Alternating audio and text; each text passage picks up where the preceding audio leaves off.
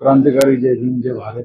मित्रांनो, आज लोकप्रतिनिधित्व अधिनियम 1951 च्या एका महत्वाच्या कलमाची माहिती तसेच आपल्या देशामध्ये चाललेल्या लोकसभेच्या निवडणुका ज्या एका महत्वाच्या कलमानुसार चालतात त्या महत्वाची माहिती आपण आज घेणार आहोत.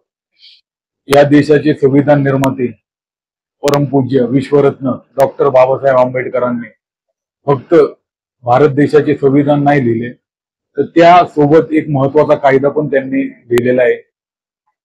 देशाचे प्रथम कायदा मंत्री असताना लोकप्रतिनिधित्व अधिनियम 1951 हा कायदा डॉक्टर बाबासाहेबांनी स्वतः त्यांच्या कायदे मंत्री असताना स्वतःच्या अखत्यारीमध्ये त्यांनी तयार केलेला कायदा आहे.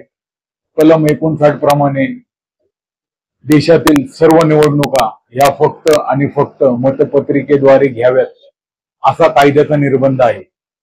तरी 1989 साली कायद्यामध्ये दुरुस्ती करून अपवादात्मक परिस्थितीमध्ये तसेच अपवादात्मक ठिकाणी अपवादात्मक बूथवर फक्त इलेक्ट्रॉनिक मशीनांद्वारे इलेक्ट्रॉनिक यंत्रांद्वारे निवडणुका घ्याव्यात अशी दुरुस्ती करून घेण्यात येऊन 2004 पासून मतदान मशीनांद्वारे ईव्हीएम द्वारे देशामधील महत्वाच्या म्हणजे लोकसभेच्या निवडणुका घेण्याचा निर्णय भारताच्या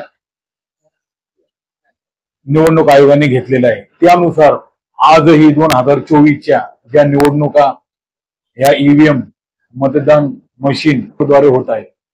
खरं पाहता तर कायद्यातील निर्बंधाप्रमाणे कायद्यातील कलम 59 प्रमाणे या निवडणुका फक्त आणि फक्त मतपत्रिकेद्वारेच व्हायला हवे. तरीही देशातील निवडणूक आयोग भारताचे निवडणूक आयोग मतदार मशीनाद्वारे घेत आहे. या गोष्टीचा बाबत मी भारताच्या निवडणूक आयोगाला एक याचिका दाखल केलेली आहे. तर हा व्हिडिओ जास्तीत जास्त लोकांपर्यंत तुम्ही शेअर करा, व्हिडिओला लाईक करा. क्रांतिकारी जय भीम जय भारत.